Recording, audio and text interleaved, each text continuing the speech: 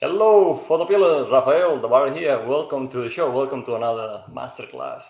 Today, we'll learn how to create dynamic landscape and cityscapes with Professor Hines, Kenneth Hines. Kenneth, welcome to the show. Thank you for being here.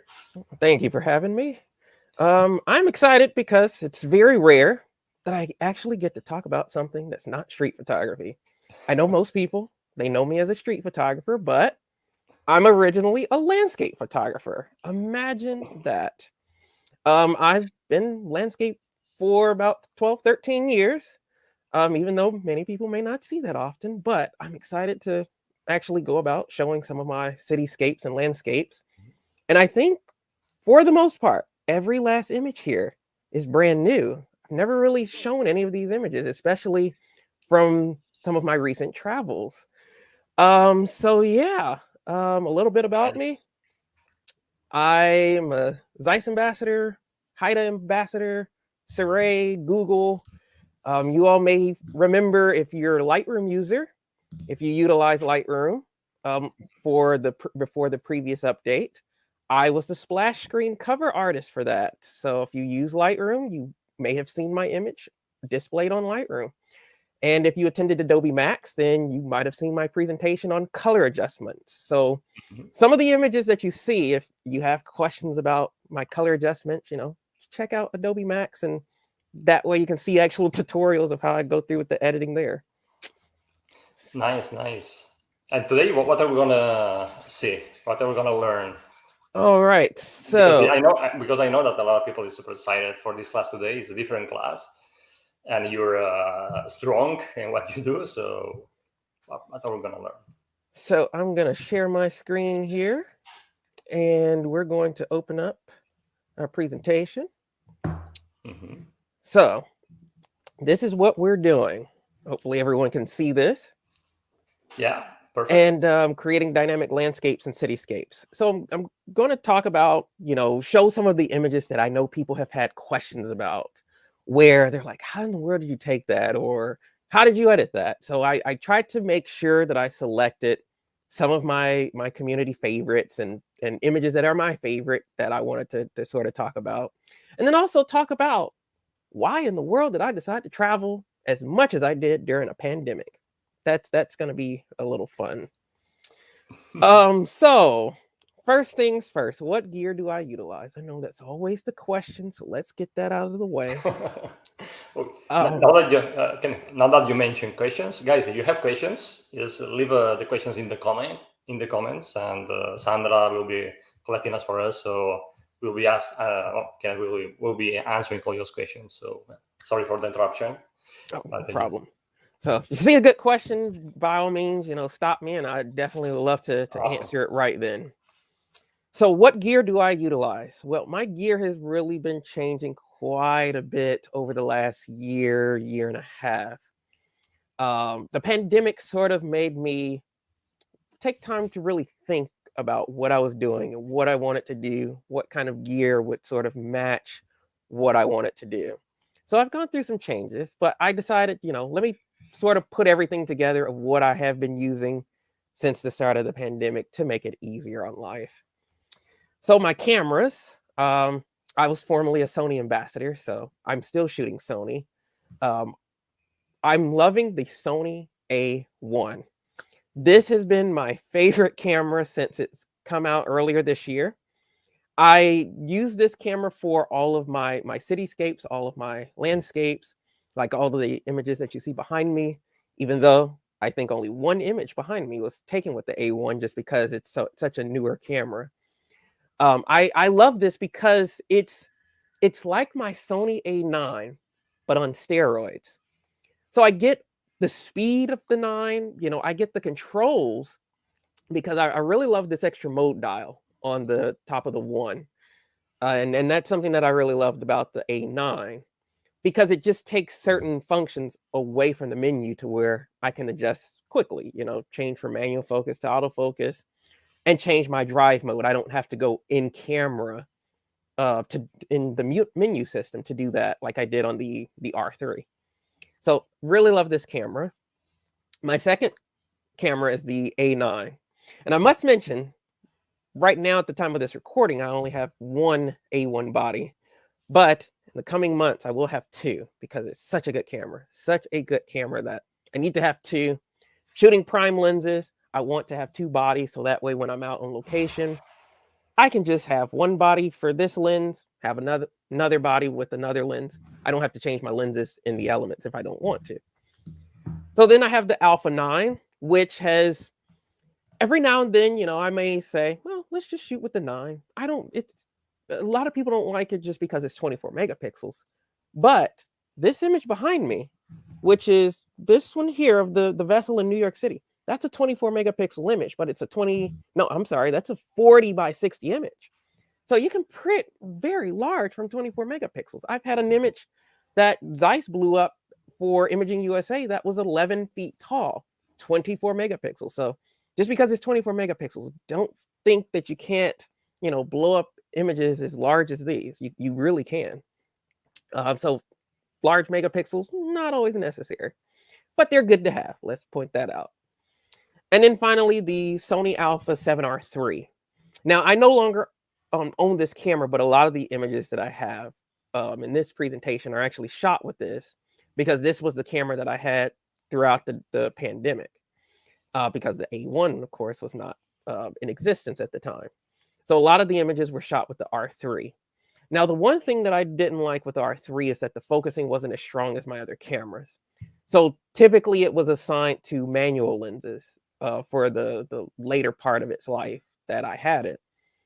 And so because I was doing cityscape or landscape work anyways, it was okay, being that it was a manual use camera and I didn't have to rely on autofocus.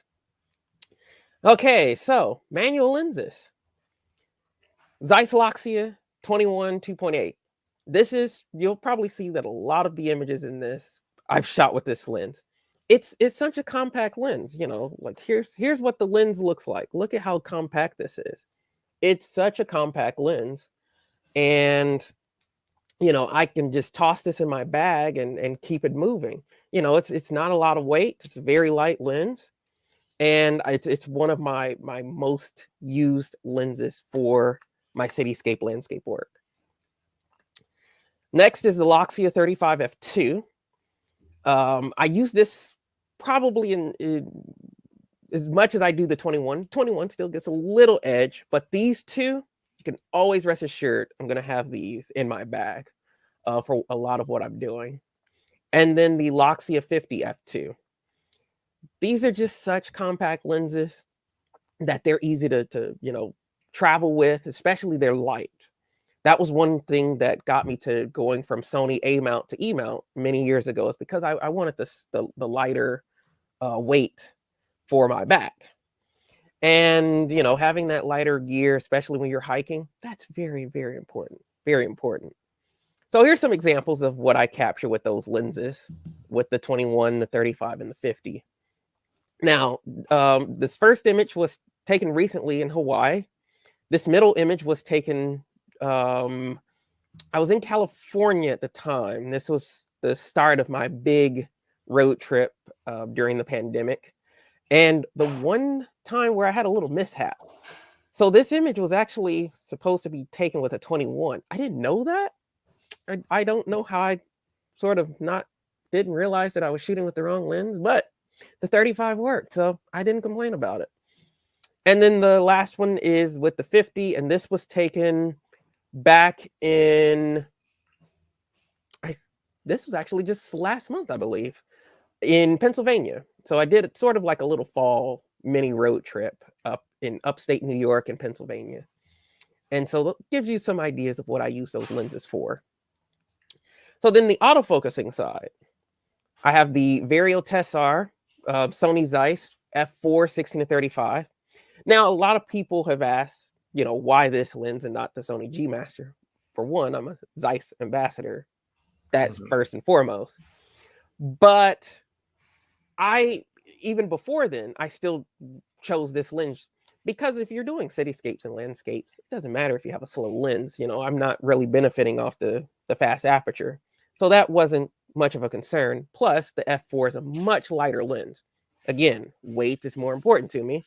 as well as the quality of the lens, and Zeiss optics are quality lenses. So I don't have a problem using an f4 lens. Then I have the ZEISS Batis 25mm f2, and then also the Sony Zeiss Sonar 1.8 55 lens. Now the 55, I refuse to ever let this lens go. This was my first lens that I bought when I switched over to the E-mount about 5 or so years ago, 5, 6 years ago. And I refuse to let it go. It's my oldest lens, but it is my most favorite lens to this day. Like, I still feel this is one of the best lenses that ever came out for the Sony E-mount. It's just such a phenomenal lens. And so these are some of the examples that I've captured with those lenses. With the 16 to 35, the 25, and then the 55. So the first image, Miami. Second image is Battery Park in New York. And then the 55 image is in Washington State. This was earlier this year in June, I believe. And then here's some additional lenses that I might not take all the time, but I do use them here and there for certain images as well. And that's the Sony 12 to 24 f4, the G lens. And I'll come back to that in a second, because I'm sure some people are probably like, wait a minute, huh? The ZEISS Loxia 85 2.4, and then the ZEISS Batis 85 1.8. So why in the world do I have two 85s? Because I like the Loxias for manual focus. It's different than using an autofocus lens in manual, because the autofocus lenses are focused by wire. So you don't know where the focus really is on a focus by wire lens when you switch it into manual focus. However, on the ZEISS Batis lenses, you have an LCD that actually gives you that information as far as where the actual focusing distance is set to. A lot of the other lenses don't have that capability. So in doing landscapes, that's very important to actually have those markings, know where my focus is set. And having that detached and having mechanical manual lenses is more important to me. So that's why I have dedicated manual lenses. And again, I don't mind my lenses being slower. So the 2.4 doesn't bother me. And it's a very, very good compact lens. Now, let's come back to that G lens. The Zeiss Ambassador, yes. But this is one of the little sort of hitches that I get to use a Sony lens. So this is a lens that we don't have in our lineup. We don't have a lens that's a 12mm, that's that wide of a lens. The widest native that we have is an 18 Batis. If we go on the Sony side, there's a 16 to 35 f4, which I do have. But there are some shots that I specifically need a 12. So in order to do that, I had to have a 12mm lens. So that's the only time where you'll see this lens utilized. I try not to really rely on it that much. It's very, very specific. So I ultimately have a lens that I specifically use between 12 and 15, because that's a range that we don't have natively on the Zeiss lenses. Hopefully one day, but not today. Not today. And then these are some of the examples. So like this first image, that's an image I could never get unless I had a 12mm. So that's why I have that lens. The Loxia 85 2.4, it's very good for when you have enough distance and you can capture, it's still capturing a full waterfall there, but I had that distance. And so that's how I knew the Loxia 85 would be good in this composition, which is a waterfall in upstate New York. And then the Batis 85 is an image from Oahu, Hawaii. And, again, if you have that distance, sometimes you can just create really great compositions that you might not be focused on the full scene of something. You might just narrow it down and want a tighter lens. So, Nice. Kenneth, there is a question on the lenses. yes. I'm going to try this the first time and see what happens. Well, here we have it. Mark Walker, why do you need both the 55mm and the 50mm lens? Why would you choose to use one over the other? That's a good question. And see, this is why I like being interrupted, because I forgot to mention something. who asked that question? You actually just helped me out a lot. Yeah. So, Walker. why do I have two? That's a great question. So the ZEISS Loxia lenses are not weather sealed lenses. They do have a weather sealed gasket on the rear of the lens, which if you look here, it's this blue rear element here, this blue ring that you see. So it has a water sealed gasket on the rear, but the lens itself is not a weather sealed lens. The 55, however, is a weather sealed lens. Mhm. So that's where the difference will be.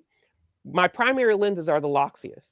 But if there are encounters that I have where, say, I'm going someplace and there's inclement weather the entire time, like it's raining constantly, then I have to assign the Batis lenses or any of the autofocus lenses, like the 55 or the 16 to 35, because those are weather sealed lenses. If I know where I'm going doesn't have a lot of inclement weather, or it may just be a little bit of rain. The Loxia lenses can take a little bit of rain, but they're not to the extent of what I have with the Batis lenses that are fully weather sealed lenses that can actually withstand, really harsh inclement weather. So that's why I have the multiple lenses. So that was a very good question to point out, because I totally forgot about that. Cool, thank you. So as much as I can, I will try to keep the Loxias in service.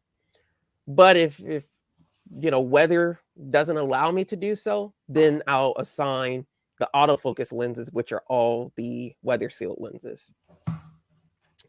So additional gear, I have my trusty tripod here, which is right next to me, which is the Sirui ST125 tripod. This is my newest tripod. I've been using this since about April of this year. It's a carbon fiber tripod, super light. Like, I actually have to clean it now, but I mean, this thing has been a champ because I've had this in salt water for an entire week. And it's just been a great lens that I've taken all over in just such a short period of time. So having a good tripod is very essential. You want something sturdy, and you want something really dependable. And then what I also like is that on the bottom of this, if you twist, it has the spikes in here. So I love that I don't have to, change out the feet of the tripod. The spikes are there, just twist it, and there they are. So very, very good quality, sturdy carbon fiber tripod there. Next, I use a JJC intervalometer. And unfortunately, the one that I have here, it doesn't work anymore. Why does it not work anymore? Because I was in Hawaii recently, last week, and I was not watching what I was doing. And it's like I found the one spot on this little rock ridge where there was a puddle. What was in that puddle? Salt water. You kind of know where I'm going with this. It's dead. It doesn't work, but it worked long enough for me to get some of the best shots that I did. So this remote was a champion until it bit the dust. But this is what I use for triggering my shutter when I'm doing long exposures. Sometimes I do it just even if I'm not going in the bulb mode where I have to go beyond the 30 seconds on a Sony camera. I do it that way. I can time of pressing the shutter release for when the water is starting to cascade over rock. So that way I get it at the very moment that you sort of see this sort of silky look coming off of the rocks. And I'll show you some examples later on of what I'm talking about. And then finally, I use assortment of filters.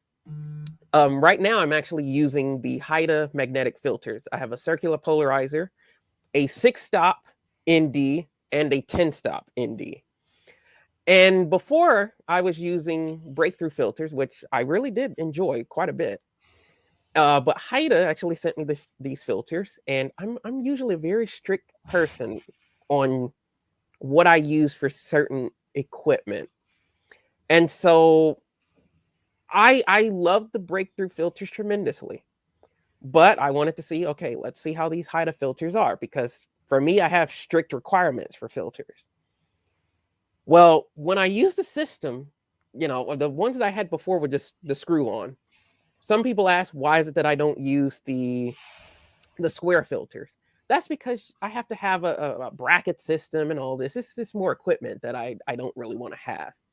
So what I do is I have filters that are bigger than the actual lens that they're being applied on. So if you can see in this example here, it's on a Loxia lens, which is, I think, a 52 millimeter thread. Yes, but that's a 77. The reason I do that is because it allows me to where if I obtain any lenses that may be larger than what the lenses that I have in my lineup are at that current time and moment, I can still grow with the same filters. I don't have to worry about replacing them. You just get step down rings and it works perfectly fine. So I don't, have the issue with vignetting or anything just because I don't use that specific diameter of filters. So they sent me this magnetic filter system, and it was just so much easier. I can just plop my filters on there. Don't have to screw anything on. You just screw the adapter, and that's it. And then you can stack them. So they, can magnetically stack the filters. The quality didn't change either. And that was something that I didn't want to have. Where was there a degradation in sharpness? There was not. Was there any kind of color shift that was noticeable? There wasn't. So I said, it's an easier system. I think I can go with this. So I inevitably decided to switch entirely to HIDA filters, and I love them. Love them. So if you haven't checked out, or if you haven't used a magnetic system at all, but these filters specifically, try them out, because I love them. I literally swear by them now. I didn't ever think I would switch filter companies, but I did. And they work well. So, any questions after that? Not at the moment. So how do I choose where to travel? Well, that's a very good question. So some of the tools that I use is, look at that, Photopills. Oh, yeah. That seems very familiar. I've heard about this company before. They're really good. So I use Photopills, some of the books that I have, like National Geographic and Google Maps. So Photopills is important because anywhere that I go, I need to know exactly where the sun will rise and where it will set. So that way I don't have to worry about, going to a location and that not being the ideal location for where I'm trying to go. And then I can even, change this in the app of advancing the time. If I want a specific date, like, I know I'm going here in a month, let me see where the sun is, where the going to be in the morning, in the evening, things of where's the moon going to be. I can see all of that in advance and map my locations based off of that information. So that's very helpful. Another place where it's also helpful is when I was doing the road trips last year, is trying to find where the Milky Way is. Using the AR system in Photopills, I can just take my phone and there's the Milky Way. So it would actually help my business partner and I figure out where we needed to be to get the compositions that we needed for a particular location. For instance, we had a scenario at Horseshoe Bend in Arizona, and we needed to see where the Milky Way was going to be. Well, when we pulled out the phone and pulled out the app, we saw where it was going to be. We couldn't get the shot, so we didn't have to, worry about lingering and waiting till nightfall or anything. We already knew beforehand, we don't have to stay here. We can go someplace else. So it's that's just one of the many ways of how this app works. It does so much more, but that's how I utilize that for my travels. And then I use the National Geographic books. That's how on the road trips that I do, as we're traveling, I have 3 books. I go through searching the national parks, state parks, and some of the scenic byways. And they're very helpful for at least giving me certain locations to look at. And then later on, I use Google Maps to pinpoint those to where I create lists. I save them in various lists. And then I can, pull up the map on Google Maps and see where those pins are that I've saved. And then I can even add little notes to them. Say if there's something specific about that location, I can actually add notes within Google Maps for those individual locations, or whatever kind of information I want to have to help me remember something. So it's very, very useful, very useful. And the reason why I love Google Maps also is because I've actually have added places to Google Maps that weren't there before. There are some places that are not listed. So you can actually be someone that supports the Maps app for Google by adding new locations. Of course, they go through the verification and all, but once you verify, you have now added to Google Maps. So it just makes it easier to have where people can then later on find places that they might have not known about. So very great tools to utilize for doing cityscapes and landscapes. So next, points to remember. Have anticipation, really anticipate the shots before they actually happen. You kind of have to, it's kind of like being a meteorologist. It's like, okay, you're predicting how things are going to be. Sometimes it works out, sometimes it doesn't. But you have to kind of read how the weather is going. I focus on that a lot. I look at cloud patterns, and sometimes I will say I have about a 99% accuracy of, oh, it's going to be an amazing sunset. I need to go out and I need to get to this location. So that's kind of very helpful for someone to have. Know your equipment.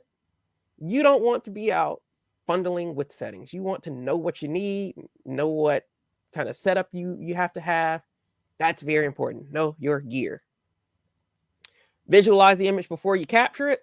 That helps you later on, to where you're not trying to figure out what to do with this image in post, or it keeps you from even taking a photo that you don't even like to begin with, but you're kind of forcing it on yourself. Because if you can visualize that image, once you take it, you're going to love it. Simple as that. And then it also helps with post-processing, to where immediately, okay, this is what I got to do to this image. And, I want to bring out the clouds a little bit. So I know I have to do this, this, and this. It just makes life so much easier. Be a part of the moment. A lot of times we as photographers focus so much on, especially now with social media, we're always thinking about Instagram and sharing our pictures, but we're not actually connecting with where we are and taking in. We're the ones that are there. Enjoy that. If the pandemic hasn't taught anybody anything, at least let it teach you that you need to take the time to actually enjoy your life and actually enjoy where you are. Because, you never know how life can change in the blink of an eye, as we just have witnessed. Life was so great before March of 2020, but look how things have gone since then. So learn to be a part of the moment. Don't just go to these places and, your focus is on your social media accounts. No, don't do that. And then, of course, enjoy the moment. You want to enjoy everywhere you are. That's very important. I know, as far as points to remember, some people might feel that, I wouldn't have thought these would be his points, but these are essential, I think. So, first image up. This is one that was taken during the pandemic, which was a road trip that my business partner, who many of you, if you follow me on Instagram, David Glenn, we decided to do a road trip. Originally, I planned to go to London for my birthday last year, but because of the pandemic, I didn't. And so I needed something else to do. So I went on a month-long road trip. And this is one of the places that we went to. This is Bernie Falls in California. Very, very gorgeous waterfall. Very beautiful. So I shot the A7R4 or A7R3 here. And then, so for these images, I also have the EXIF data at the bottom. Not every image here in the presentation has that. So if you want to see the additional images, I do list all of my images on my photo site. So you can actually pull up the EXIF data for any pictures I've taken over the last 8 years. So you can pull up any of these images if you want to later. So this is one that we took in in California last year in Bernie Falls. Beautiful, beautiful location. So this is one of the images that I was talking about earlier, as far as Horseshoe Bend, where we were trying to do the Milky Way, but it didn't work here at this location. Now, this is a very, common place for people to go to. I decided to use the 21, even though I had the 16 to 35. Why didn't I go wider? Because everybody else typically goes with the widest lens they possibly can, a 12 millimeter or 16. So I said, well, let me come in a little tighter with the shot and use a 21. So I was trying to come up with different compositions that other people didn't have. And that's, I feel, very important for photographers to have. It's like, yeah, you might want to have certain compositions for your portfolio just so that way you have it, but also look beyond that and see what kind of different compositions you can create from a common location like Horseshoe Bend. And this was tricky because if you look at where the sun is, it's all the way in the back. So that means this whole canyon was not lit. So to compensate for that, I had to bracket this image. So it's a 3 exposure image that I then combined as an HDR in Lightroom. So that way I would get the light down here in the bottom because there's no sunlight hitting it because, as you can see, the sun is all the way in the back. So this was a favorite of mine that was in New Mexico. This is Shiprock, shot with the 21. As you're seeing, I'm using the 21 quite a bit. And it was just so quiet here. Why take a trip during the pandemic? Because that's the perfect time to take a trip during the pandemic. I think other people had that same idea, like, I'm not going anywhere. But it was the best time to go because there were no people out there. We rarely ran into people while we were out the entire month because we went a little early. So right, when things were really, really bad is when we went out. But there was no one out there. And for that reason, that's why it was a great time. So, if we went someplace, we had our mask and things like that. But when you're out here in places like this, literally, we were the only 2 people out here at Shiprock. Only 2 people. And we were here for maybe 2.5 hours, maybe 3 hours. No one else was out here but us. And that was what we encountered the entire time. So it just made it so much easier. Even some of the parks that we went to, like the Grand Canyon, there was hardly anybody there. Hardly anybody there. I was amazed by that. So it was a great way to experience some of these places, especially for me, where I've never been, to actually see it and not have to encounter a lot of people. I could take my time, get the shots that I wanted. Just made it so much easier. This is Cannon Beach in Oregon. Again, Loxia 21 A7R3. And this is a 66-second exposure. A lot of these images I've also used filters to slow the shutter speed to the speeds that you see. So in this case, I believe I was using a 6-stop circular polarizer and ND combination at that time to get a 66-second image here. And the reason I did that is because I really wanted the clouds to have this stream. So I also look at that, depending on what do I want my overall image to have, what kind of effect, and I'll determine that based on what shutter speed I decide to choose from. And some of the later images you'll see where sometimes I go a little opposite. I may not want such a long shutter speed. I just want it to drag for a little bit of motion in the water. Here, didn't really matter. Let's make it look like it's some ice. So we can go really, really long on the shutter speed here. And then this is Grand Canyon. Majestic place, very majestic place this was. This image does not do this justice at all. With the 21 again, this is handheld. This is probably one of the few images that are handheld. Many of the cityscape landscape images that I do like using a tripod. But this case I did not do so. And just majestic scene. So this was when they had I think a lot of fires that were still happening over on the West Coast. So it was very hazy, but that actually worked to my advantage. So I sort of incorporated a little bit of that into the image as far as how I edited and took advantage of the haziness of the image. So here's one that is from Arches National Park, which is, I believe that's Utah. I think that's Utah, in Moab, Utah. So there are times where I will have a composition where most people's thought process is to use a wide angle lens. But in this case, I did not do so. This is with a 35, but this is an 8-image panoramic. Why do that instead of just using a wide lens?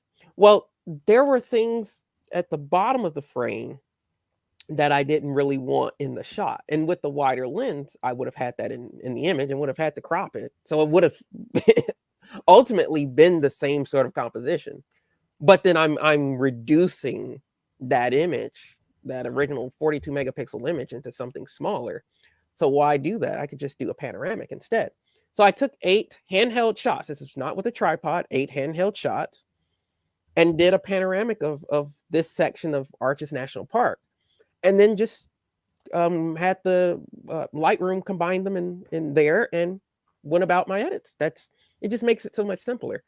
So sometimes, you know, I have a much more massive file, greater detail, but then in using the 35 instead of something wider, I also get a little bit of compression there. So it sort of brings my background up a little bit. Whereas if I had a really wide lens, it sort of makes things look a little too distant. And I didn't really want to do that. So I like the balance that the 35 gave. And this is actually a lens I utilize a lot for panoramics. So if I do want a wide shot, I'll go with the 35, but then do a panoramic stitch of the image. So that's usually my go-to lens for doing panoramics. And then here's some more images, some astro stuff that we took. The first image is Babcock State Park, very popular park for photographers when they're traveling during the fall.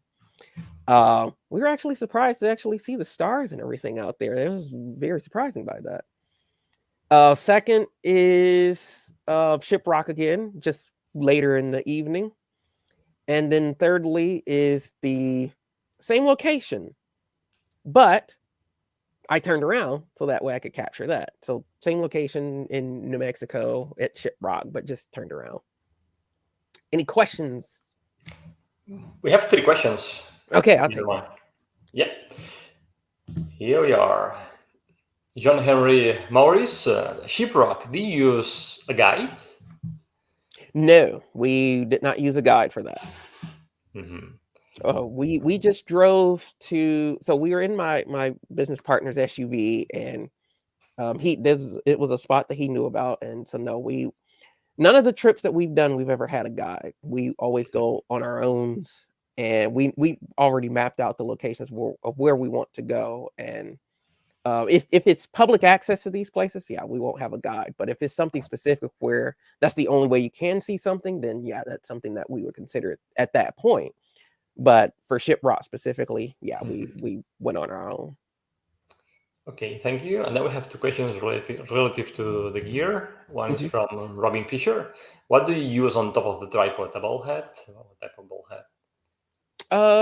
Yeah, so the ball head that I'm using right now is a Colorado Tripod Company ball head. And the reason I use this is because with the Arca Swiss plates, now most people that are familiar with the Arca Swiss, you know, you put the camera on the tripod mount, and then you have to screw the plate so that way it tightens to the bottom of the plate on the camera. The reason I like this is because it's a quick release. I haven't seen one this great before, and this was one that they actually sent me earlier this year for a project that I did for a road trip. And they sent me this one, and I just fell in love with it because it just makes it so much easier. So like, you know, if I have my camera here, and I also have an L bracket, I didn't mention that, but having an L bracket is very useful too. So say if I'm mounting the camera, all I have to do is, and it's locked. That's it. That is it. So much faster, so much easier. So I really swear by this ball head because it makes my life so much easier. And it has this tension mechanism here. So depending on if your plate is a little bit wider or a little bit narrower. You can set it so that way once it's locked, it's tight. So, once it's not going anywhere and it's snug tight on there. And you can't accidentally bump it or anything. Like, you actually have to push this in and then pull back. So it's just so convenient. So convenient. Great. And then we have Rondi Bach. Why not say ZEISS filter? Because ZEISS doesn't make ND filters. Filter, no? Okay. That's the open and shut question. They do have UV filters, and they have a circular polarizer, but they don't have neutral density filters. So that's the reason why the NDs and stuff that I'm using are not ZEISS. Okay. And then the last one from Chris Mastriano. What influences your choice using the AR7 III for the star shots? Just for it's a little, at the time I had that camera and the 9. So depending on the 7S III didn't come about until the end of last year, obviously, because that's when it was launched. So the reason of the 7R over the 9 is because the 7R is a little bit better at the higher ISOs. And then 2, it's for my more majestic Vista type images, I usually go for the higher megapixel cameras in that regards. Not all the time, of course, as I mentioned at the start of this, where I use 24 megapixels quite a bit. But it was a better low light choice, so that's why I assigned the R for that. So that's the reason. Great. And then we have Robin Fisher that he asked if you can repeat the name of the ball head. Colorado Tripod Company ball head, and it is, I believe that's an Aspen ball head. But if you're looking for it online, you won't be able to find it. Because trust me, I tried to buy a second one, but you cannot find it. They have the traditional one with the screw that's available, I believe, that you can find online. But this specific one, I have not been able to find it anywhere, and I've been looking for months. But that's the name of it. And everything that I have listed also is, people can, if they go back in the video and look at the link that I have at the bottom, I have everything listed on my website also with the exact link. So, if there's something that people miss, they can always refer to my website, because every single piece of gear that I own and use is listed there. That's great. So guys, just go to, what's your website, by the way? ProfessorHines.com. Okay, cool. So go to ProfessorHines.com and check the gear. Easy. Thank you, Kenneth. Okay, so here's some more images that we took on our road trip. First image, Cannon Beach again, and second one was, this is actually Crater Lake, but the sunset was opposite of where the lake was, and it was just a very nice image, and I wanted to capture that. Again, another difficult photo because of where the sun was. There was no light at the bottom, so I had to do another bracket for this, and that's a 3 exposure. And then, of course, the popular Multnomah Falls along the Columbia River Gorge in Oregon. I've been wanting to photograph this place for a long time. It's still not the photo that I want, so I have to go back there, because my business partner took an image there some years ago, and I actually asked him to edit his photo. I'm like, oh no, I got to edit this. So he sent me the picture, and I knew exactly how I wanted it to look. So I want a picture of that of my own, but I have not gotten that yet. That's not the picture that I want. It's okay just to have, but that's not the photo that I want. I know what I want, and that's not it. But it works. It worked. At least I got it, and was able to finally see Multnomah in person. Okay, some tips for cityscapes and landscapes. 1, determine your vantage point and then choose your lens or lenses. Why is that important? Because it eliminates you going someplace and then being uncertain as to what equipment you need, especially for someone like myself who shoots primarily with prime lenses. So you don't want to be indecisive about what you're doing and what you're going to use. And you really want to, like, everything that I do is very strategic. It's very calculated. Of course, there's elements that I can't control, but I try to be as calculated as I can, so that way I don't waste time in the field trying to think about what I want to utilize, what settings I may need, or anything like that. So it's very good to go in knowing what lenses you need to have immediately, and so that way you're not finicking with any kind of changing lenses or uncertain as far as if you're using a zoom lens. You know, you might be going from 24 and it's like, oh, let me see how 50 looks. No, you just want to immediately know what is it that you need. So that just makes things so much easier for you. Secondly, be attentive to light.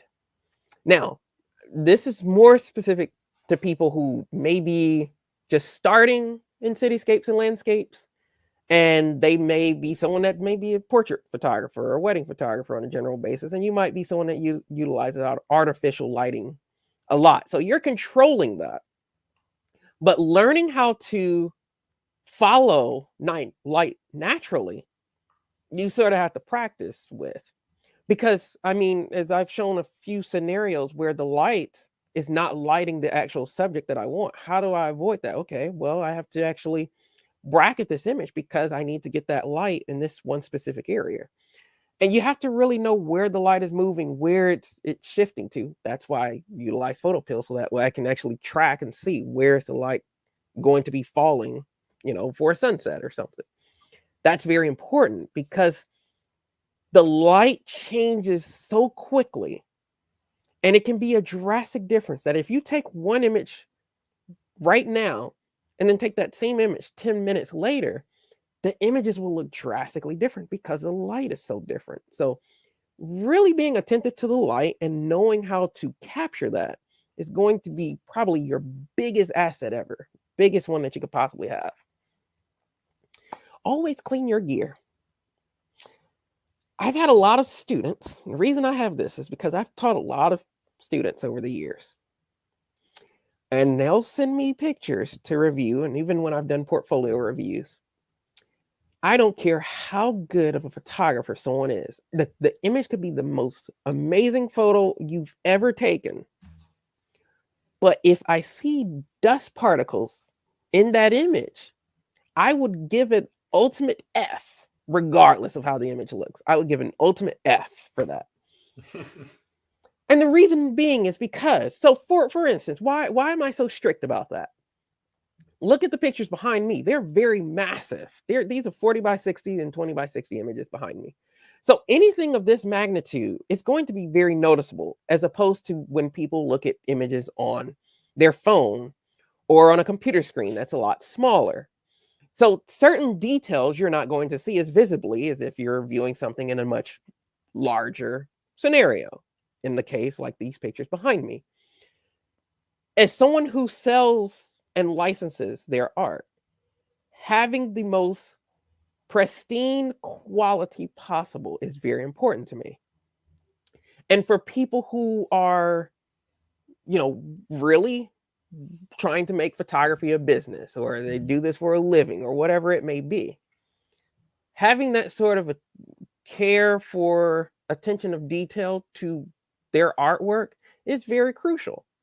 So if I see someone who's taking a class with me, or they're doing a portfolio review, and I see things like that, that means that they're not paying attention to their art. They're not paying attention to everything that is involved with taking that picture. Because if you can produce something like that and not, even if you go through, if you have it, correcting it in post, if you still didn't do that, that means it's kind of like going at it in a sloppy manner. That's just, I'm not going to sugarcoat it. I'm sure I'll probably get negative mail. I don't look at negative mail. I don't care about negative mail. I'm just saying that's how you should be with especially this type of work, because it is less forgiving, because when you're using those stop down apertures, things are more visible, as opposed to if you're doing a portrait, if you're shooting more wide open, it's not as noticeable because of that. But stopping down is where you start seeing all that dirt and things. If it's on your sensor, it'll be very visible. in your image, especially sky scenes like this. You're going to see that. So make sure your gear is clean. I clean my gear before every landscape, cityscape shoot that I do, because I don't want to come back with 100 images that have the same dust spot in every single image. And now I have to correct that because I don't like to spend a lot of time in post. So that's important. So I clean my own sensors. I clean my own lenses. I have my ZEISS cleaning kit in my bag that I keep at all times. So that way I keep everything in clean working order. That's important. Use manual focusing. You know, I talked about this sort of a little bit at the beginning of using manual focusing, but mechanical lenses work best. And it goes back to, you know, and not using an autofocus lens. I have a lot of people that ask me periodically, why is it that you have manual specific lens when you can just use an autofocus lens and switch it to manual? Well, I'll give you an example. I have someone that I know who just shared this morning that he was out shooting and he accidentally was changing batteries or took out his camera battery before turning the camera off. So when he put the new battery in, his settings had reset, but something that he did not know is that his focus had shifted on the lens, even though it was set to manual focus. That's something that can happen when you're using a lens that's focused by wire and is controlled electronically. That's why I like using a manual specific lens.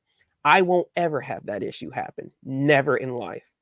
Because when I set that focus on the lens, unless I physically move it, doesn't matter if I change the battery or whatever I'm doing to the camera, that lens is not going to change. Whereas focus by wire system, that's something that can happen, and that happened to a photographer. So that's why I have specific lenses that are mechanical manual lenses and why I like using the ZEISS Loxia lenses. But of course, you can use whatever you want. But for having situations where you might not be paying attention, but again, you just need to be attentive to what you're doing. That's very important. So that's why I like using the manual lenses. It allows me to slow down. It allows me to actually look at what I'm doing so that way I don't have mistakes take place. Because if I rely on the technology can mess up on me.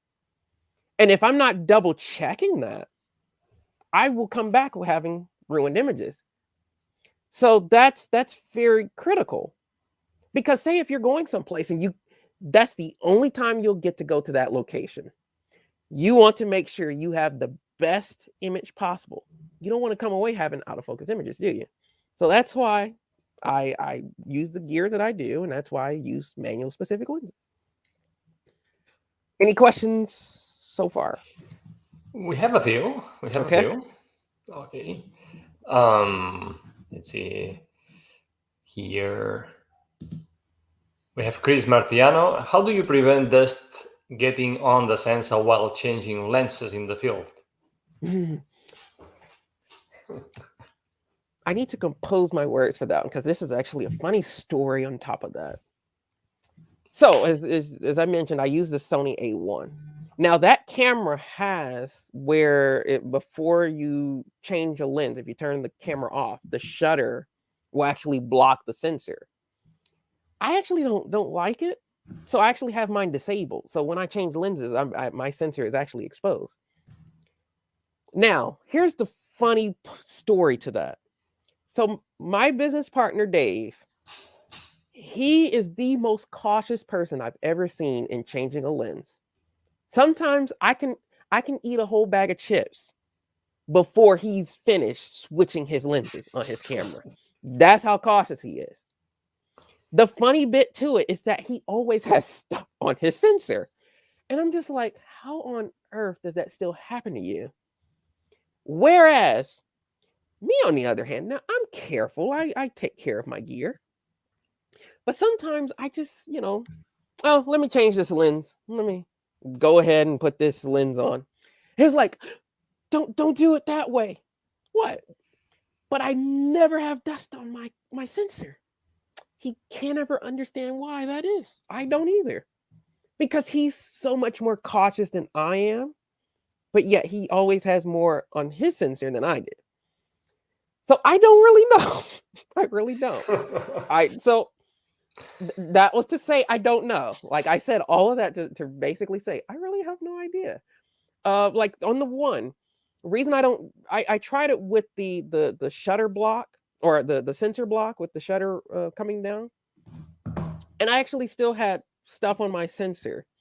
And because I don't want to accidentally bump that one day or something, because that's such a delicate mechanical piece in the camera, I just decided to leave it off. I'm like, I've been going this many years without it, so what is it to have the A1 not have that on either? So I don't even worry about it, because it's not something that I've really dealt with anyways, because I just make it a part of my sort of workflow to never have a situation where I go out and I don't clean my gear. It just keeps me in that mindset to always check my gear before I go shoot. Just always check my gear. Okay. Then we have Jason Alter. You clean your sensor, but most are told to not to do that on their own. Are there courses or guidances on cleaning your own sensor? Probably in YouTube there are many tutorials, but yeah, there are many tutorials. I've even done tutorials on them on my own YouTube channel.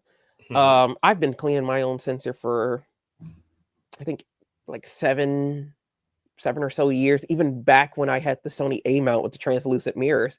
Because I'll just flip the translucent mirror out of the way and clean my sensor. Because even then, my sensor could still get dirty. Because when you're doing this on a regular basis, I mean, if you had to send your camera in, you'll be sending your camera in a lot.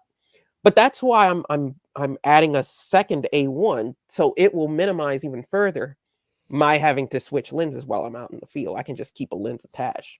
And like I said, I mainly use the Loxia 21 and 35, so I can have one or the other on each camera body. So that's kind of how I'm mitigating that whole issue to begin with. So as far as cleaning the sensor, I mean, I've been doing it so long, I've never had an issue with it. If you're someone that's hesitant to do it, I would say, take it to someone and have it professionally cleaned. If that way you don't damage anything. I really find it hard to do so, but if it's just something of a concern, take it to get it professionally done. Okay, thank you. And the last one, we have Paul Collier. Do you use HDRs for bracketed exposures, or do you ever use luminosity masks? Always just HDR. I don't, because I would assume that with the luminosity mask that was tied to using Photoshop, and I don't use. I don't want to say I don't use Photoshop, but the 98% of my edits are all done in Lightroom. And so I do the brackets in camera, and then I bring those bracketed images into Lightroom and have the program merge the images together for me there. Okay, thank you. So some additional tips: obtain the best equipment you can for the moment. Lenses, tripods, and rent if needed. So my business partner, Dave, told me years ago, he said that he rented gear a lot. And the reason he did that was because if he went someplace and he never got a chance to go there again, he wanted to make sure that he had the best image he possibly could from that location. Because here's the thing. Say if my ability in editing is not really up to par yet, but I get the images perfect as I can because I had the best equipment I could at that time, I can come back to that old photo later on and remaster it with the skills that I've now learned with post-processing and bring it up to my standards of today, as opposed to back then. Because I have that good quality file, I can do that and I can remaster that image over time. Some people are concerned saying, oh, I see this often when they look at my images. They feel that they need a Sony A1. No, you don't need a $6,500 camera. You don't. You can use a camera like an A7C. You can use a camera like an A6100. It's a good camera body. You just need good glass. If you have good glass, you can make any camera 1,000 times better than what it is. A lot of times, and I see this often, is many people who try to compare their work to mine. I always ask this immediate question: what lenses are you using? 9 out of 10 times, it's the kit lenses. You're not going to get the same quality that I get because I'm using totally different lenses from you. Now, I said quality lenses. I didn't say expensive lenses. I just said quality lenses because a lot of the Zeiss lenses I'm using, the Loxia lenses, like the 50 it's only $950. So it's not relatively that expensive as compared to some of the other lenses that are out there on the market. But Zeiss does quality glass. That's the key. Quality makes a difference. To where I would take images that were on a crop body, like my old A6000. And they're like, you took that with an A6000? Yeah. Because most people who had that camera, normally they started with the 6000 and the kit lens, but as they get better, they change the camera and the lens. So most people don't really get to see how great that camera is before they've now gone on to something else. That's why I retained mine and just put the good glass on there to show people this is a good camera. It just has to have the right glass for it. So with these landscape moments, having that good gear is essential because there are times where I was not really into photography back then, but I went to Alaska 21 years ago. If I had, kit gear and I looked at that today and I'm like, I definitely have to go back there because I got to reshoot this because my gear wasn't that great. As opposed to, there are some trips that I've done maybe 6-7 years ago.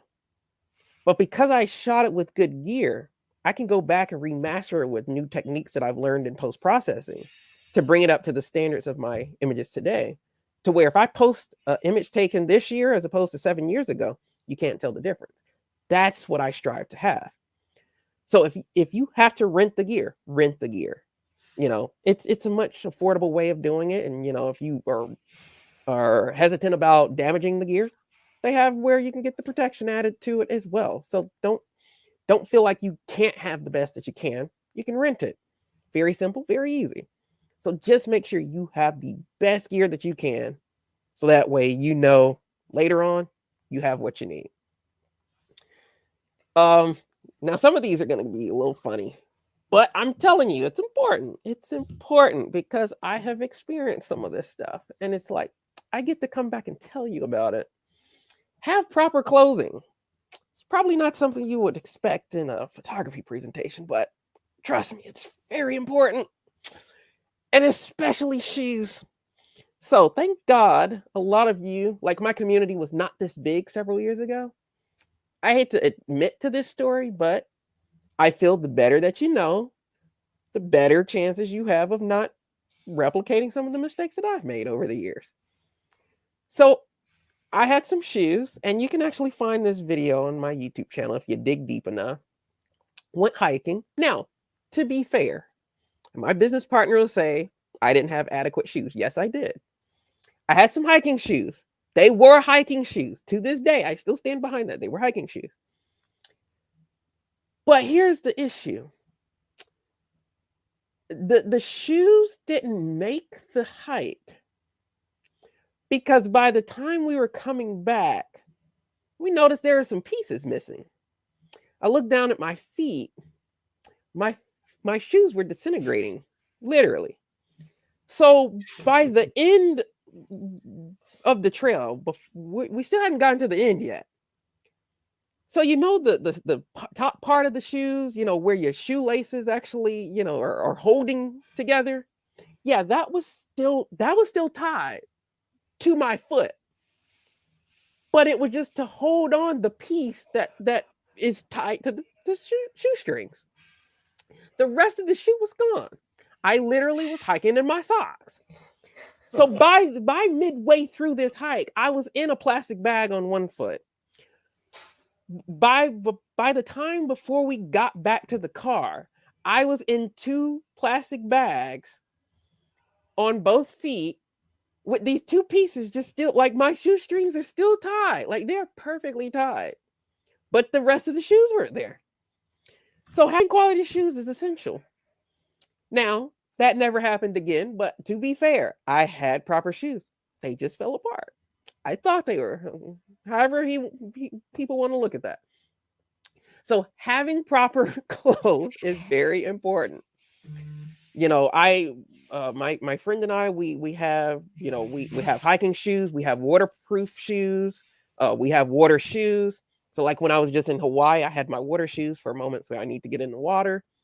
So you just need to be prepared. Plan where you're going, be strategic about it, and have the proper clothes and you know, shoes that you need, because that's going to be important. We actually had where a friend came for a hike that we did earlier this year, didn't have the proper shoes. As soon as we started the hike, he slipped and fell because he did not have the proper shoes. Whereas our shoes, we had the grip. So there are rocks that literally were sliding down into the gorge.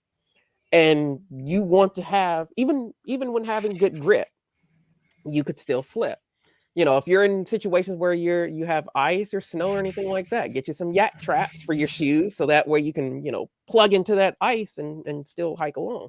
So that stuff is very essential. So make sure you know the climate and the weather where you're going, because that's essential. Know how to read an atlas. So why did I put that? And I actually just put that at the last minute, maybe 2 hours ago. That was important to add, because I've had people who, you know, it might seem crazy, but there are people who do not know how to read a map.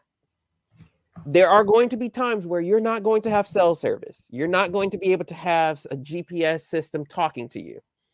And there are times where we've had to, I mean, remember, I said that with Google Maps, there are some trails that I've added to Google Maps that were not even available in the GPS system.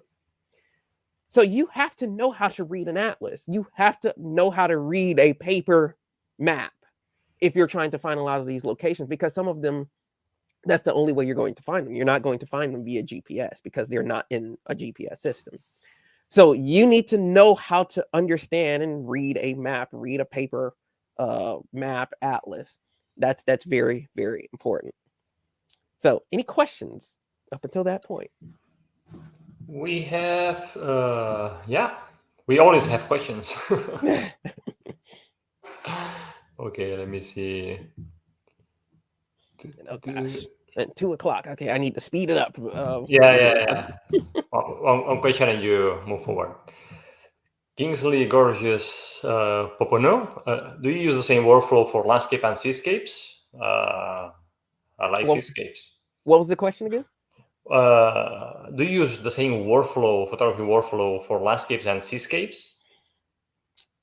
Pretty much, yes. Pretty much. I mean, the cityscapes don't require as much as the landscapes, just because, just to give you a scenario.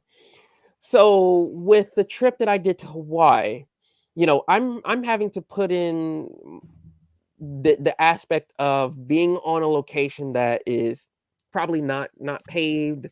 I'm hiking through a trail or something like that. Whereas doing a cityscape, I'm usually at a location that, you know, is paved, you know, it's maybe a sidewalk or something like that. So it's not as challenging usually, as opposed to a landscape where there is a bigger challenge factor involved there, if that makes sense. Mm-hmm. Perfecto. Let's move on. Okay, so let me go through quickly with some of these pictures. So this is one of my new photos that I absolutely love, and unfortunately, you all didn't get to see it on my wall because this image will be over here on this side. This image will be retired, and this image is going up over there. But this is one of my new epic shots that I absolutely love from Hawaii. This was a killer sunset. Oh my goodness. So I was out there with a friend that I just met going out to Hawaii, and he was showing me a location up in North Oahu. He took me to his spot, but then I, being the person that I am, I said, but I want to go over there. Like, I want to go further down. He said he had never been down there, so we decided to take the hike on down. He was like, man, I've been coming here for a long time, but I've never been over here, and this is the money shot. And I was like, exactly. You're welcome. So this is where I got this killer shot. When I saw it, I knew immediately, like, oh, I have to take this into Lightroom and really. So what I do a lot is exaggerate certain things. Like I love having those majestic clouds and things. And so this image just worked. Of course, Loxia 21 again. And this is with the Sony A1. This is another Hawaii shot that I just took. This was actually on my last day there. You know, shooting with the 21. And as you can see, the exposures are different on these two. Look at this is 25 seconds. This is a fifth of a second. Why is that? Well, on this one, I don't have crashing water. And so I can actually go longer with the exposure because I'm not trying to have the water look a specific way. And I can actually just, you know, catch the motion of the clouds and sort of have that nice ice looking water on this image. Whereas this one, I want to be able to see the texture of the rock. So if I go too long with the speed of the shutter, then as that water crashes over repeatedly, it eliminates that. And I didn't want to do that. So that's why I went such a short shutter speed. But look, even with that 1/5 of a second, look at how much drag there is. So it's important to note that you also have to be mindful as far as speed. Now, being that I was someone who majored mathematics, I'm probably a little bit more technical on this side and utilizing numbers. But I analyze speed a lot for everything that I do to determine what I'm setting my or trying to obtain for my shutter speed. The reason being is because in this situation, look at how quickly the water is moving. That will give you the speed that you need. So because the water is moving so rapidly, I don't have to go that long on the shutter speed.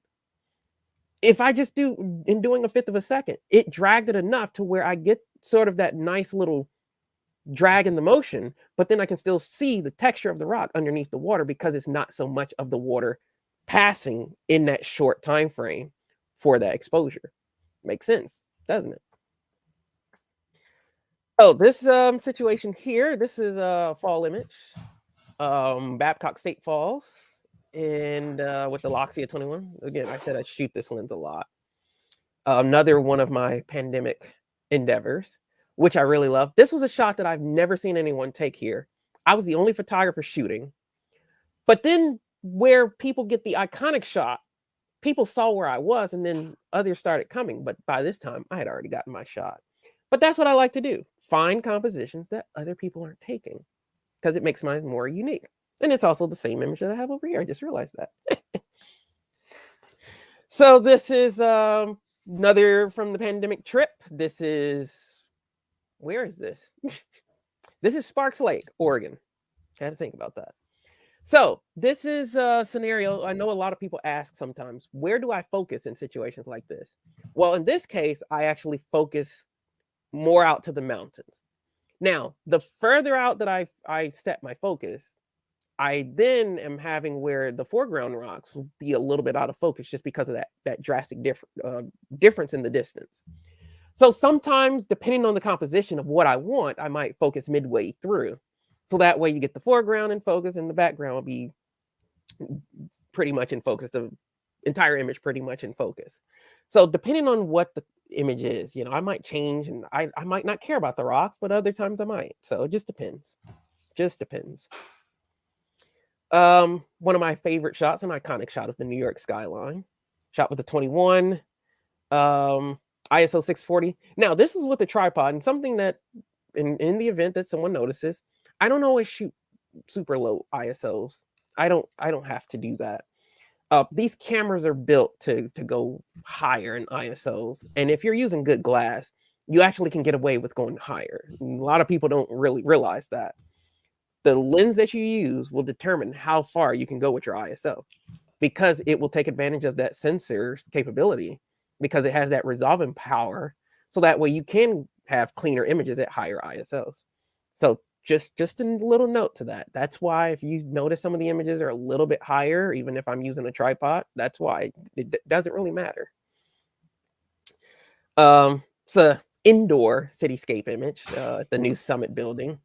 And this is with the 12mm G lens. In this situation, if I had the 16, it wouldn't have been the same effect. I really needed that ultra wide shot, and this is a handheld shot. And case in point, ISO 2000.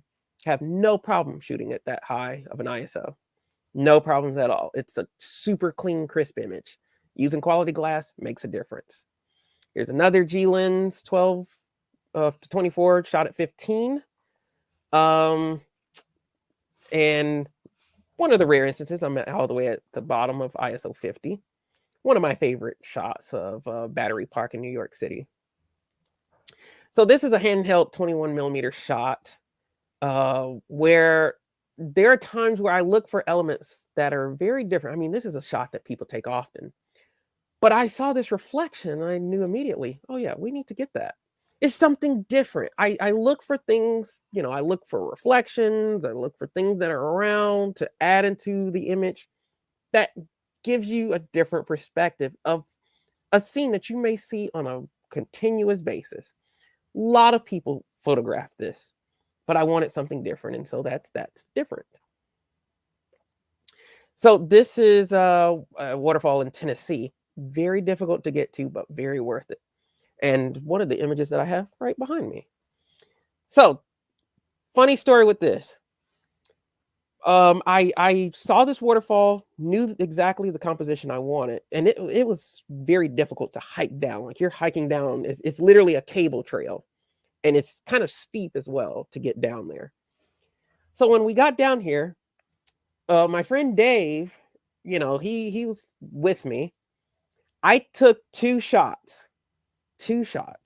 I took this horizontal, and then I took this vertical shot that you see behind me.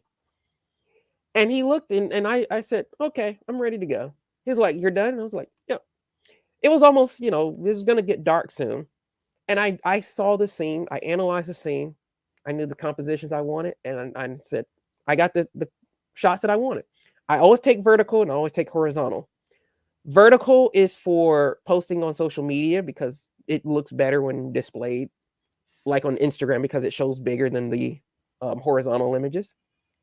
But then there are some instances where I might have a usage for the vertical, like in this case, where I used it for these panels. But then the horizontal I use to sell. So that's why I take two compositions. I don't crop. I don't like to crop an image into the different orientation. So I took the two and I said, okay, I'm good. He's like, you're done? Yeah, we can go. And we left. Once I see a shot, I take it and I'm good. I'm good to go. I'm good to go. I don't have to linger. Don't have to linger. I'm not trying to go through 300 photos of the same shot. If I can get it in a couple frames, I get it in a couple of frames, especially because I'm using such high megapixel cameras. You know, shooting 42 and 50 megapixels. I'm not trying to have a lot of raw files. No, not at all. And I want what I have to be the ultimate best. I don't want to have to go through later and, is this okay? Is this one okay? Yeah, I don't know. I don't want to have to do that. I don't want to have to do that. So this is one from Albany, the capital of New York, Albany. And really, really like this shot. It was really good. The water was already still, but then it had a little bit of, because there were ducks here. So I wanted to eliminate the motion. So that's why I went 25 seconds here. This was from my recent fall trip of a month ago in upstate New York. This is a ultra wide with the 12 to 24. And I believe I mislabeled that. That's actually a 12 millimeter, not 15. This is one from a helicopter tour in New York with the 55 sonar, which was a really great shot. I really love the One World Trade Center building. So that's why anytime I'm usually capturing the skyline of New York, I always like to have the One World Trade building, which is the tallest building in the middle there. And you actually see a helicopter. And that was the police helicopter. So that was a very fun catch for me to actually have that. And as you can see, high ISO 1250, but it's super clean image. Like I blew that image up on this side here, and it's a super clean image. And, you know, sure, someone might point out it's a f2. At that distance, it really does not matter because I'm focused to infinity at that point. So everything's in focus. So at f2, I need the speed because it was, as the helicopter is moving around, you know, the lighting is changing. So on this side, I had more light just because I'm aiming into the sun. Whereas when we were coming on the opposite side, didn't have that, so it was a little darker. So I like to set my ISO and just leave it. I don't. Most times I'm shooting aperture priority. The only time I shoot manual is if I'm in bulb mode beyond 30 seconds. That's the only time. Here's a shot from Brooklyn Bridge, which was a sunrise. I don't do many sunrises, but this was a morning where I was tracking the weather, and I was like, I need to go out. I need to go out because I think this is going to be a good morning. And it was very good morning. And this was where I was boarding a flight, but I just happened to be waiting to check my bag at JFK Terminal. And I'm like, look at that sunset coming through.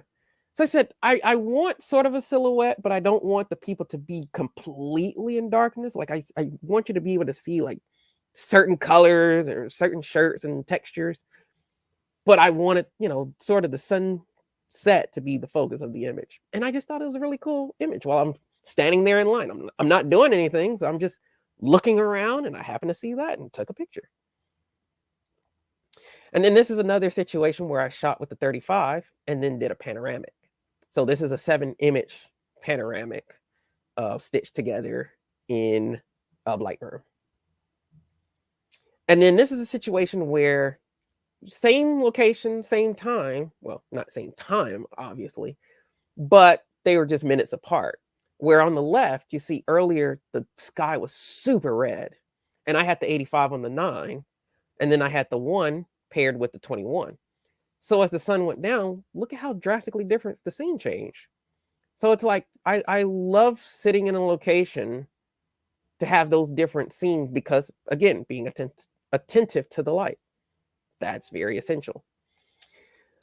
So as we come down to the end, here's a little bit of my sort of workflow in Lightroom. I'll go through Lightroom and show you a little bit. But what I do is once I go through with my images, I bring them into Lightroom. I have everything categorized based on camera model. So in the recent instance where I'm shooting with the A1, I have the A1 sorted by the month. So October or November, and then just dump the folders. And I have them dated in the camera. So all my file folders are dates. Because I actually remember most of the dates for when I do certain travels, which is very scary.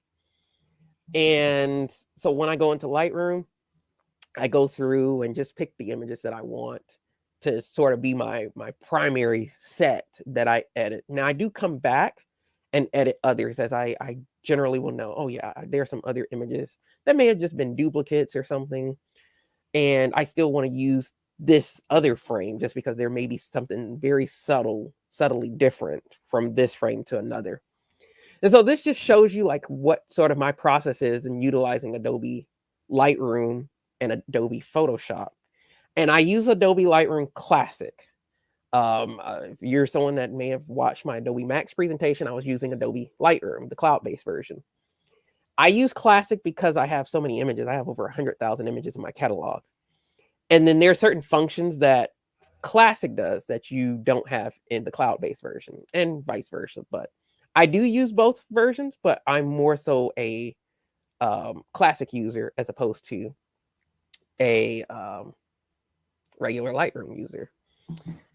So I'm going to go into Lightroom, but for the presentation, screenshot this if you have to. You can find me on Instagram, Professor Hines, and my YouTube channel, Professor Hines' Choice. And then, of course, my website, professorhines.com. So I'll take some questions here, and if anyone has them, and then I'll pop into Lightroom for a bit, and then we'll conclude. Okay, awesome. I have a few questions. All right. Let me see. Oh, this one. Fabio Mincarelli Monfrin. Did you do focus blending on that photo in Hawaii, the one with the rocks, or using F11 was enough to have everything sharply in focus? F11 was enough because so in this image, it's actually one of the same from the same set, but a different photo. So if you look in this image here on the right, if you see those rocks, the last rocks before that big hill where the sun is sort of coming off, My focus is hitting there. So I'm basically sort of in the middle. Because of that, the foreground is perfectly sharp in focus, as well as those back rocks back there. And now you can't really see the mountain back there. It's probably in focus too, but it was a haze back there. So, but that's why that was in focus. So I didn't have to worry about focus stacking for that. But that's how come for one of the images that I said, where depending on where you set the focus, it will either, allow you to have where your foreground scene will also be in focus, or if you set it further out, then you'll sort of blur that a little bit, even if you are stopped down to f11. So it just depends on what sort of results you want. In this case, I wanted those foreground rocks. So that's why I wasn't aiming my focus too far out. I didn't want to do that. So I'm focused more here in the middle. So that way it allows those foreground rocks to be in focus at f11. Awesome. Man, let's go into Lightroom then. Okay. So come over here. So this is kind of like where the magic happens. Mm-hmm. So I put my pictures on my desktop and then I'll bring them into Lightroom. And as you can see, I have everything sorted by camera, and then it goes to the year and then to the month. And then I choose whichever folder that I want to go into. So let's see. Let's go to this image because I've shown this once. So kind of like what is my sort of workflow here in Lightroom? A lot of people think that my look comes from what I do in post-processing. They just don't believe that it comes from in the camera.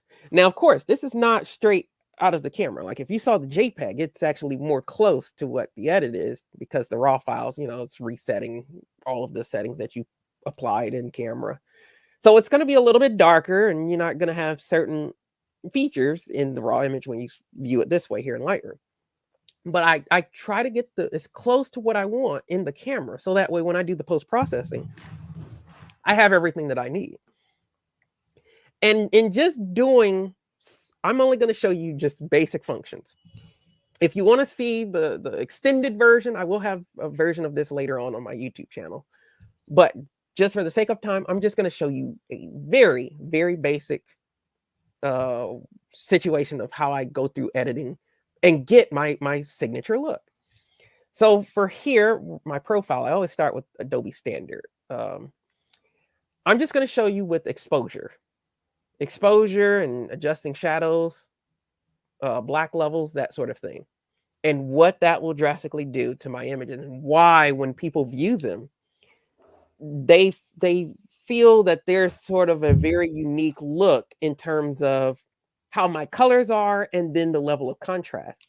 And it all starts with what I'm shooting with, like the Zeiss lenses and how they capture color is just amazing. Oh, it's phenomenal. This is why I use Zeiss lenses. It's something I didn't mention in saying that. Why do I shoot Zeiss lenses? Because it makes my job easier. Every lens that I showed you of Zeiss is color matched. So say if I were to use the 16-35 or go to a Loxia 21, the colors are going to be the same. Doesn't matter. But the different family of lenses, so a Batis to a Loxia to a Otis, they do have their defining characteristics to that specific family. In terms of the colors, doesn't matter. I don't have to worry about that. And why is that essential for what I do? Because I'm not having to worry about my editing for a specific rendering of a lens. So I can change a lens during a specific set of images and know that I'm not going to have different effects from one image to the other because I use different lenses. I'm going to have the same colors regardless. So it just makes things a lot easier in the post-processing. I'm not having to think about that.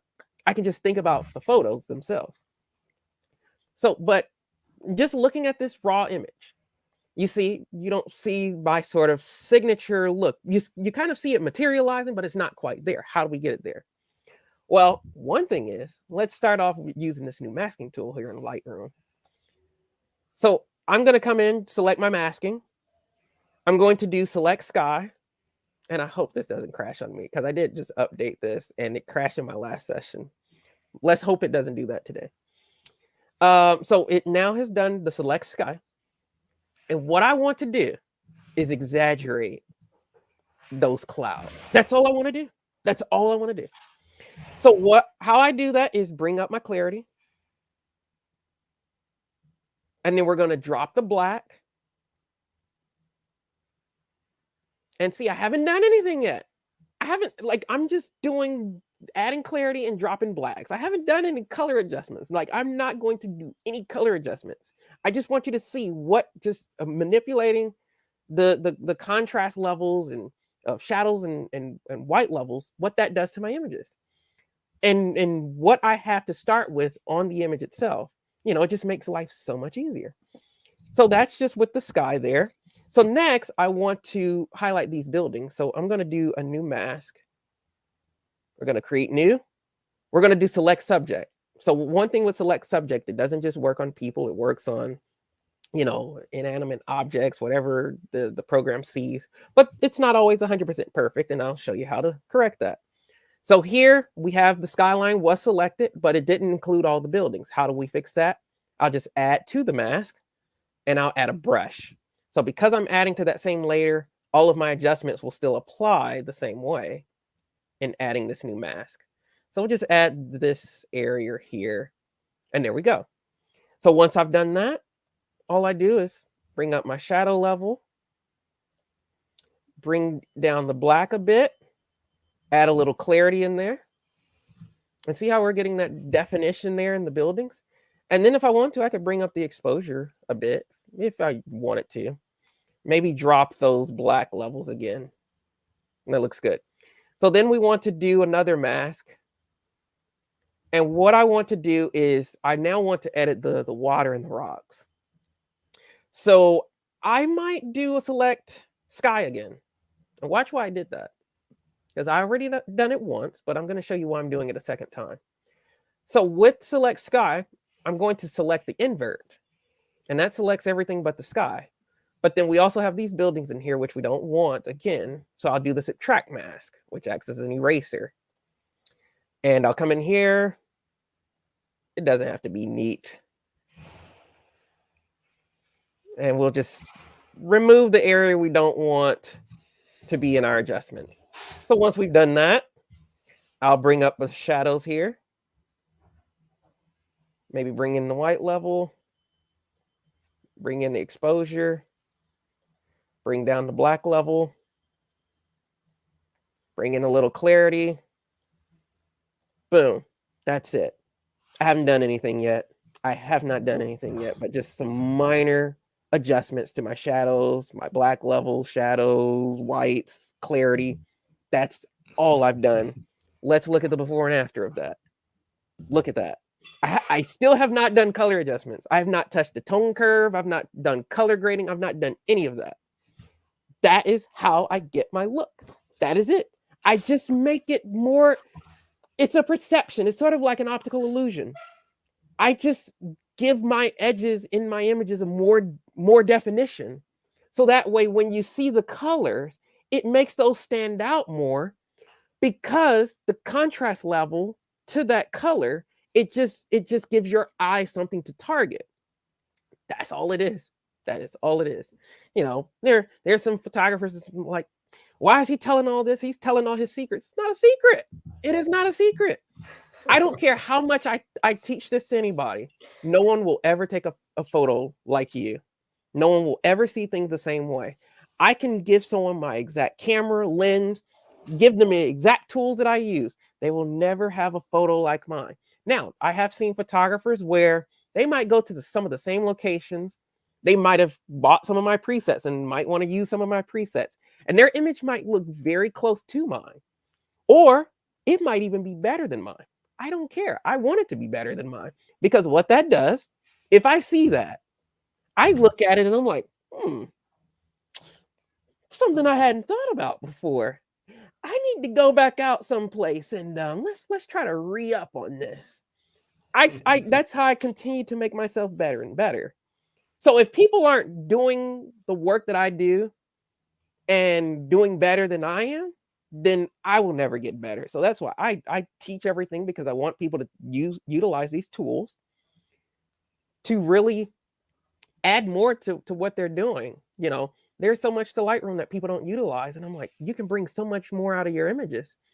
So when I see what they do, if they're, you know, learn from me, and as they continue to learn from others, and then they get better, and then I see their work and they've gotten better than me, oh, that pushes me to get better again. So that way I'm constantly improving what I do.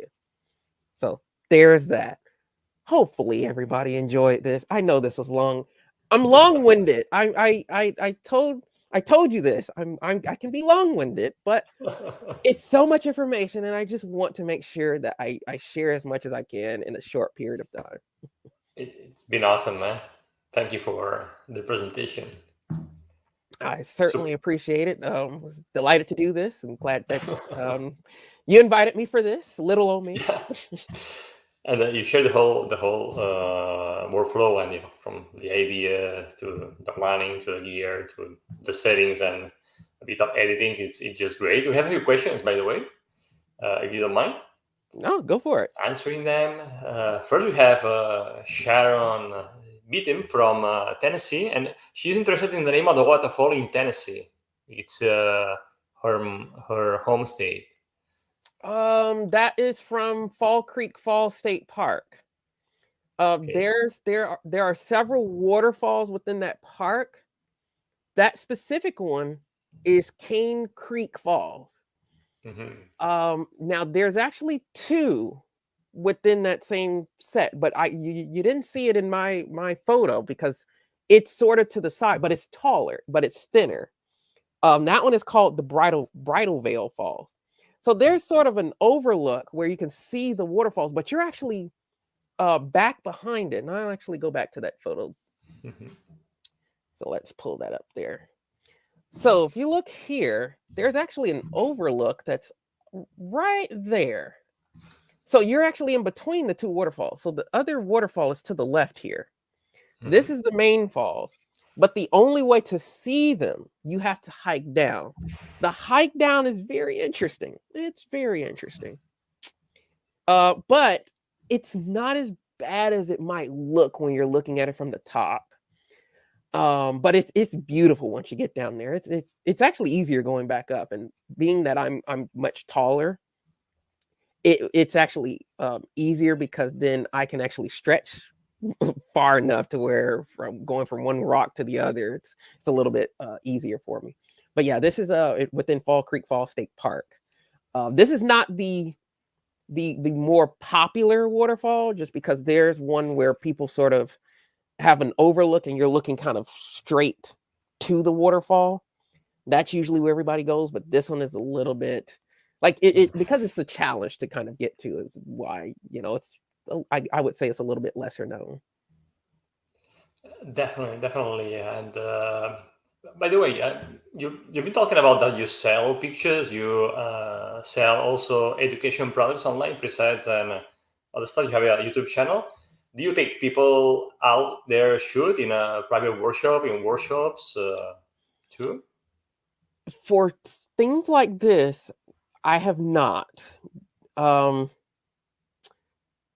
I've considered it, just like I'm sort of considering doing a workshop in Hawaii next year because it's something that is not challenging, because the locations that I went to, they're not treacherous or anything to really access. Mm-hmm. Whereas some of the places that I've done, you really have to be a skilled, not only a skilled photographer, but a skilled hiker. And my business partner and I, we've been hiking for years. And I mean, case in point, we had a friend that came on one of our hiking trips earlier this year. And I mentioned that he slipped right at the beginning. And so things like that is, you know, and taking someone that we knew, you know, it kind of shows us, okay, we have to be mindful of things like this. So it's like a liability of all of that and putting all that together. It's a lot. Whereas it's easier to teach something like Hawaii or the workshops that I've done in New York City, just because I don't have that sort of element. Because a lot of the places I like going, or that my business partner and I like going to, are places that aren't always easily accessible because we want those more unique images. But with that comes the risk factor. Because I mean, we have been in some really complex situations that it's like, Yeah. in hindsight, it's like, I can't believe we did that. We really are nuts. But I mean, when we come away with it, we have images that are like, how did you get that? Where is this? And things like that. And that's what we want. And so, and that's why when I sell my images, I'm selective as far as what images I sell and what sort of tier, because there are different tiers that I sell certain images. Depending on how the accessibility of certain images, they might be priced higher. So like, I think every image that I have on my wall are images that I sell.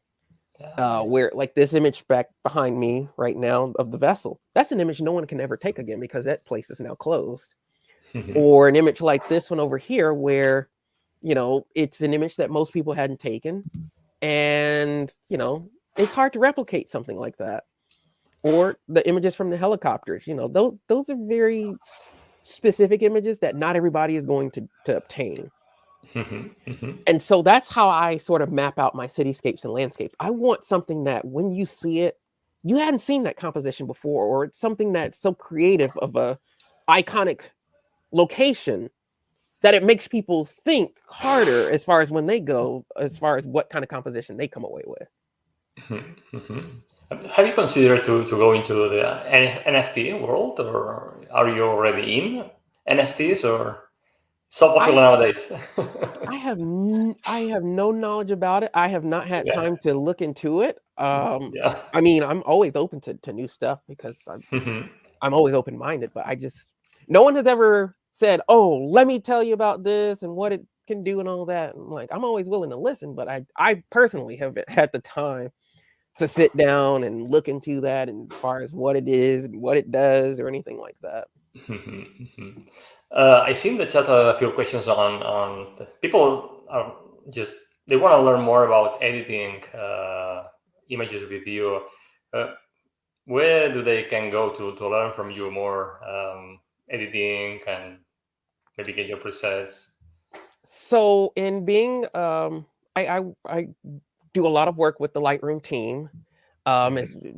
Many people can go online and find my tutorial videos on my YouTube channel, Professor Hines' Choice, which I'll go back to that last screen so people can see that again. They can go to Professor Hines' Choice, where I take a lot of images that people comment about. So a lot of images in this presentation will actually be full-length tutorials that I'll show and how I go through, especially utilizing the new features of Lightroom, such as this year with the new masking tools. I have videos on that, as well as color grading. I also have a Adobe Max session where I was teaching about color grading with color adjustments in Lightroom. That's the cloud-based version, but everything that you see can be applied to Lightroom Classic. It doesn't matter which one you're using. Lightroom Classic, Lightroom Web, Lightroom Mobile, all of it's the same. You can use the same functions there. If people need more in-depth teaching than what the videos do, and I have had some people where they've been with me for several sessions, like even just down to the very beginning, how do I sort my images to get them into Lightroom? Like, how do I you know, have a catalog that makes sense for my workflow? I will sit down with people individually if they want in paid workshops that I do, where they can, you know, it's sort of basically where people can dictate how their workshop goes. You know, I have a sort of curriculum that I'll follow, but I want people to get out of it what they need to learn. I can pretty much teach any genre as I am a multidiscipline photographer. So I've done weddings. I'm retired from weddings and portraits and events now, but I still teach it. So it doesn't matter what the genre is, what people are trying to edit. I can do that, but what is it that they want most is how I like people to tell me, so that way I can better teach them.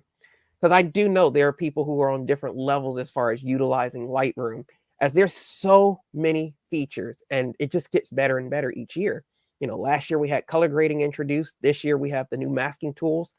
And even before then, people still wasn't utilizing it to its full potential and being able to pull and push certain things out of their images.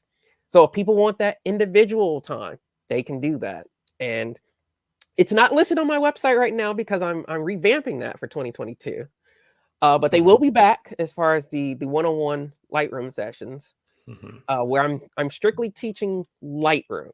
I do have videos that show work in Photoshop, but I do not teach Photoshop on its own. I do not teach that by itself. No, I just feel like I'm more fluent in Lightroom and Adobe Camera Raw, so that's why I just stick to those, because I feel like just that alone, it's so much information that I want people to just get this one program first.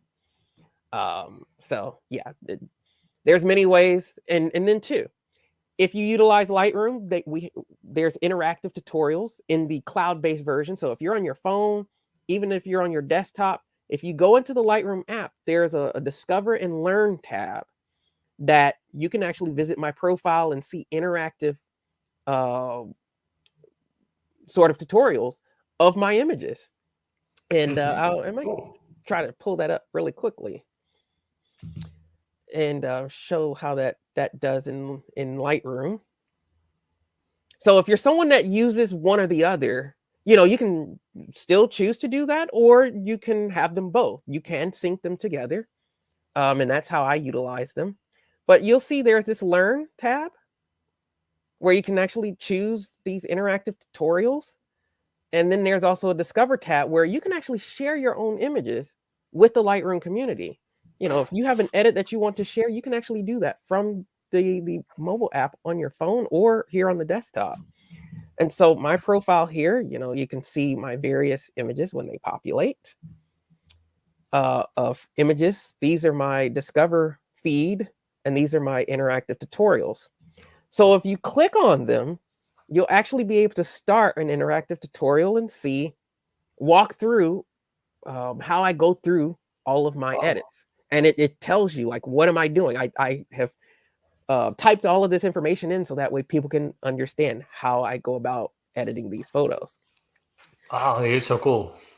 And same with this, like this image that I was just showing you all. You actually can go into the Lightroom app now and see how that full image was edited.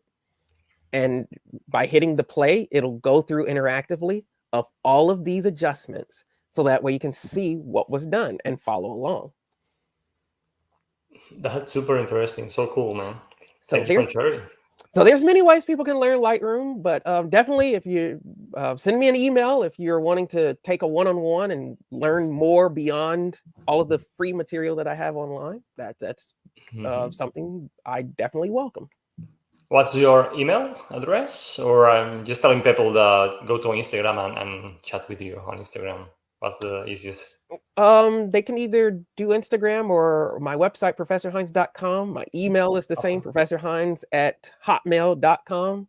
I try to make everything easy for everyone. So anywhere online, I'm Professor Hines. So it's very simple to find me. Awesome. Well, thanks so much. It's been amazing to have you on the show. And I hope people in the... we still have 152 people, brave people with us, almost 2 hours live. Any last words before we say goodbye?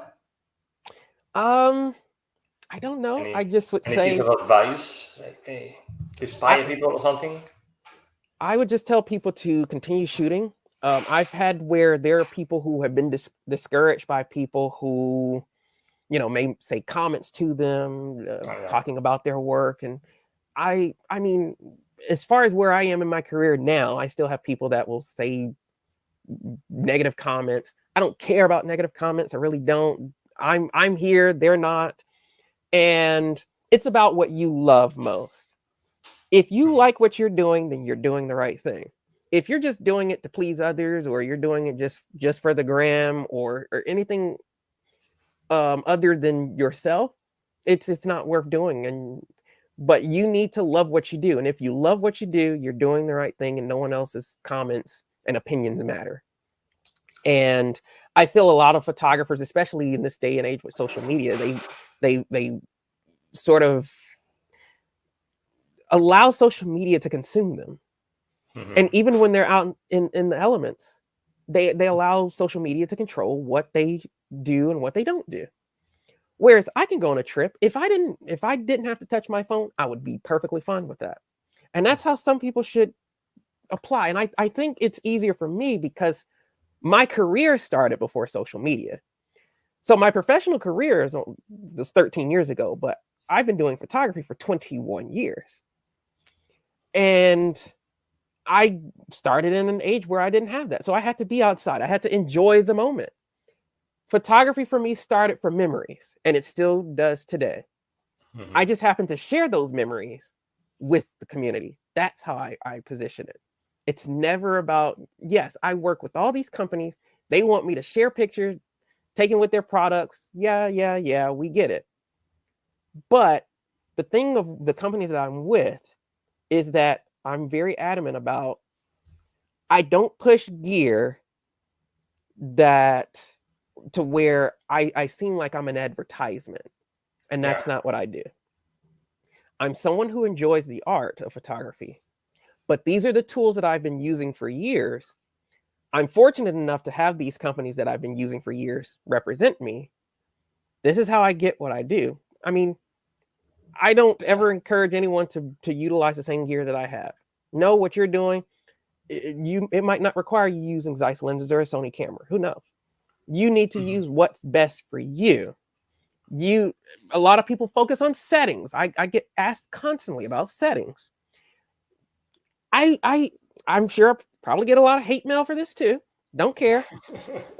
But if you have to, shoot in full automatic. Shoot in full automatic. Some photographers may say, oh, you don't want to do.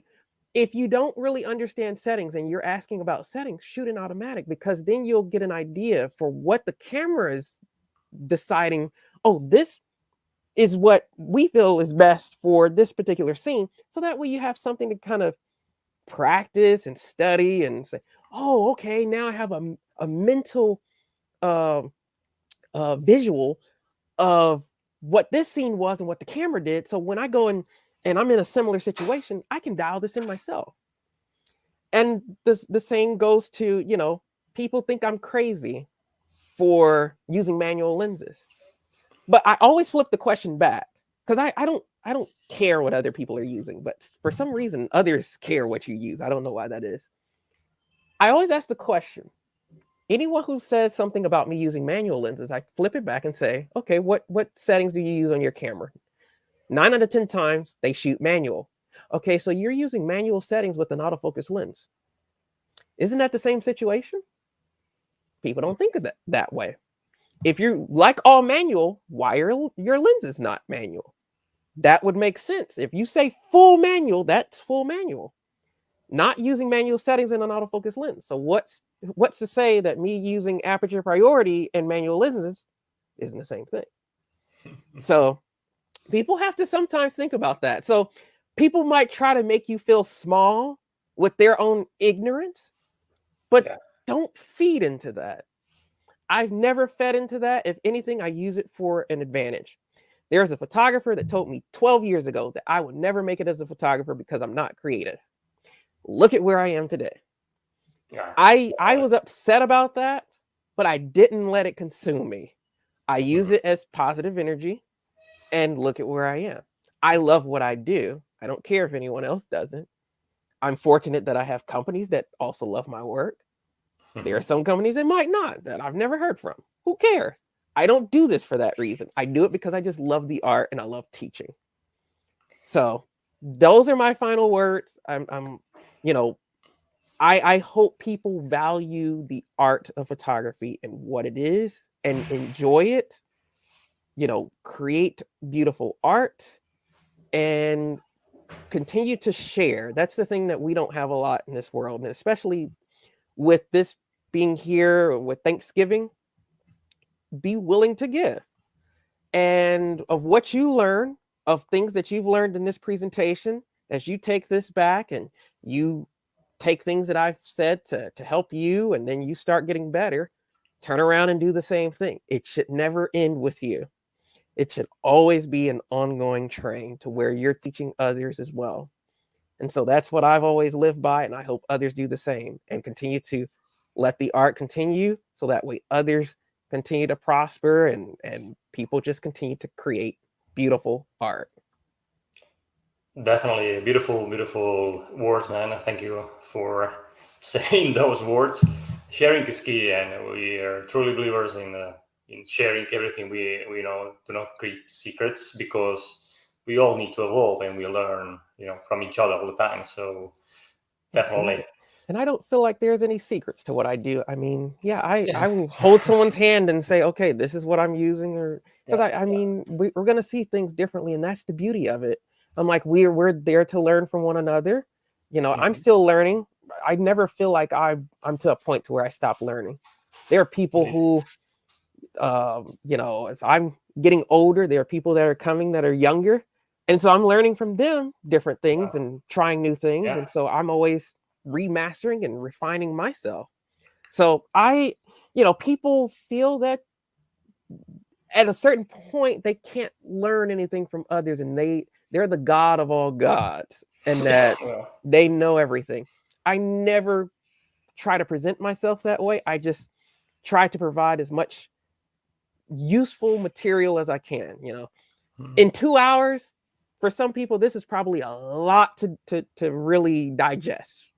Yeah. But I just like sharing as much as I can, so that way people just get better in photography, understand photography more, understand the inner workings of like what I do, and really, just have an understanding for my work and my love for what I do. Awesome, man. Thank you so much again for being here today with us. It's been amazing. And it's time to say goodbye. Goodbye, everybody. Goodbye, everybody. As always, if you like this video, give us a like, subscribe, and I'll see you next Wednesday in another video. And remember that you have the power to imagine, plan, and shoot legendary photos. Bye-bye, and thank you so much for watching. See you